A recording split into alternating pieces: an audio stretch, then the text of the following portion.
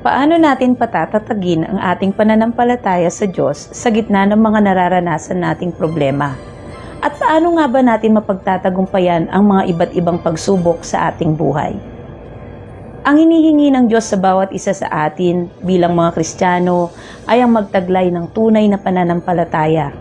Napakaraming halimbawa ang makikita sa Biblia ng mga taong nagawang makita ang kamanghamanghang mga gawa ng Diyos sa gitna ng pagsubok na kanilang naranasan.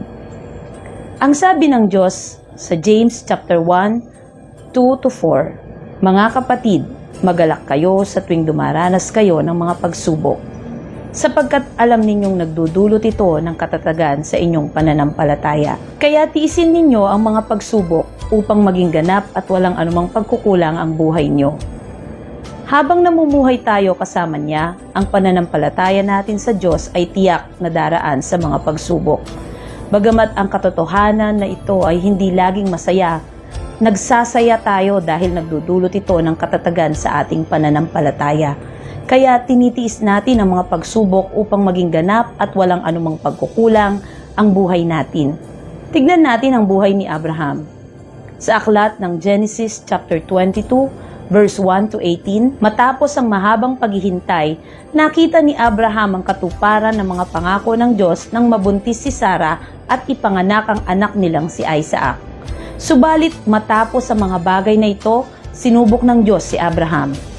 Tinawag niya si Abraham, "Dalhin mo ang kaisa-isa at pinakamamahal mong anak na si Isaac at pumunta kayo sa lupain ng Moriah at ialay mo siya sa akin bilang handog na sinusunog." Kinabukasan, maagang nagsibak si Abraham ng mga kahoy na gagamitin sa paghahandog at isinakay niya ito sa asno. Lumakad siya kasama si Isaac, papunta sa lugar na sinasabi sa kanya ng Diyos. Nakita natin na hindi nagdalawang isip si Abraham. Maaga siyang gumising upang sumunod sa sinabi ng Diyos. Maaari namang hindi sumunod si Abraham at tumakas na lamang kasama ang pinakamamahal niyang anak na si Isaac. Subalit, pinili niyang sumunod kahit na mahirap ang ipinagagawa sa kanya ng Diyos. Kaya sinabi ni Abraham sa dalawa niyang alipin, "Dito muna kayo at bantayan ninyo ang asno, dahil aakyat kami roon para sumamba sa Diyos." Nagtanong si Isaac, "May dala po tayong sulo at panggatong, pero nasaan po ang tupa na ihahandog?" Sumagot si Abraham, "Anak, ang Diyos mismo ang magbibigay sa atin ng tupang ihahandog." Tinawag siya ng anghel ng Panginoon mula sa langit. "Abraham, Abraham!" Sumagot si Abraham, "Narito po ako." Sinabi ng anghel, "Huwag mong patayin ang anak mo. Ngayon, napatunayan ko na may takot ka sa Diyos dahil hindi mo ipinagkait ang kaisa-isa mong anak." Sa tuwing binibigyan tayo ng Diyos ng utos o pagsubok, maaari nating piliing sumunod o hindi. May pagkakataon ba na sinubukan ng Diyos ang pananampalataya mo? Sumunod ka ba sa Kanya o hindi? Paano ito ginamit ng Diyos para palakasin ang pananampalataya mo? Maaari namang magduda si Abraham, subalit pinili niyang magtiwala sa Diyos, ang nagbigay at tumupad ng mga pangako. Walang duda sa isipan niya na ibibigay ng Diyos ang kailangan niya ng mga oras na iyon. Nagtiwala si Abraham sa kabutihan at katapatan ng Panginoon na kaya niyang magpadala ng yahandog nila. Ano sa tingin mo ang nagbigay kay Abraham ng kakayahan upang ganap na magtiwala sa Diyos sa kabila ng iniutos ng Diyos sa kanya? Naipasa ni Abraham ang pagsubok dahil hinarap niya ito sa pamamagitan ng pagtitiwala niya sa Diyos.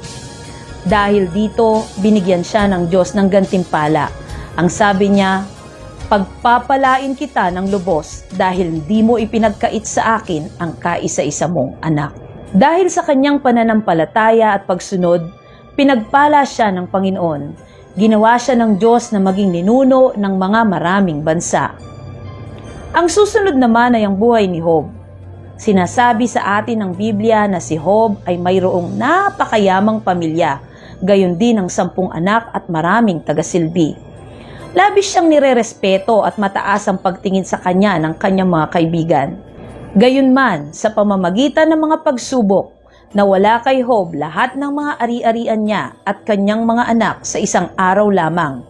at pagkatapos nito ay binalot ng mga bukol ang kanyang buong katawan.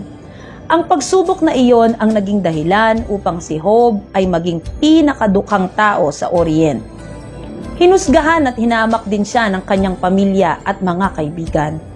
Kahit na nahaharap sa ganoong kalaking pagsubok, hindi kailanman nagreklamo si Job sa Diyos. Nagpatira pa siya sa pagsamba sa Diyos, sinasabing, "Hubad akong lumabas sa bahay bata ng aking ina, at hubad na babalik ako roon. Si Jehovah ang nagbigay at si Jehovah ang nag-alis. Purihin ang pangalan ni Jehovah. At tatanggap ba tayo ng mabuti sa kamay ng Diyos at hindi tayo tatanggap ng masama?" Bagamat dumanas si Job ng hirap, nagawa ni Job na hindi magkasala sa Panginoon. Hindi din ito naging hadlang upang hindi siya manalangin sa Diyos. Ipinakita nito na may lugar sa puso niya ang Diyos, na may tunay siyang pananampalataya, na naniniwala siyang ang lahat ng mga nangyayari ay nasa kamay ng Diyos. Naniniwala din siyang lahat ng bagay na meron siya ay galing sa Diyos.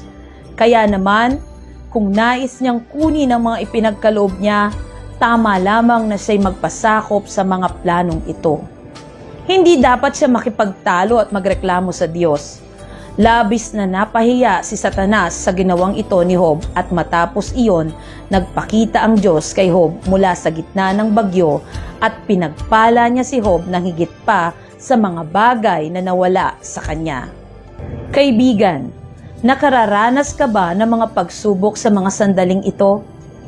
Nais kong sabihin sa iyo na sa likod ng mga suliraning iyan ay may mga pagpapalang naghihintay sa atin. Katulad ng dalawang Bible character na ating napag-usapan, sila'y patuloy na nagtiwala at sumunod sa Panginoon sa gitna ng mga pagsubok na kanilang naranasan. At sa huli, sila'y nagtagumpay at pinagpala ng Diyos ng higit pa sa kanilang inaasahan. Huwag kang matakot, huwag kang mag-alinlangan. Ipagkatiwala mo sa Diyos ang anumang suliranin na iyong nararanasan, upang matanggap mo ang mga biyayang inilalaan ng Panginoon sa mga taong patuloy na nagtitiwala sa Kanya ng buong puso. To God be all the glory.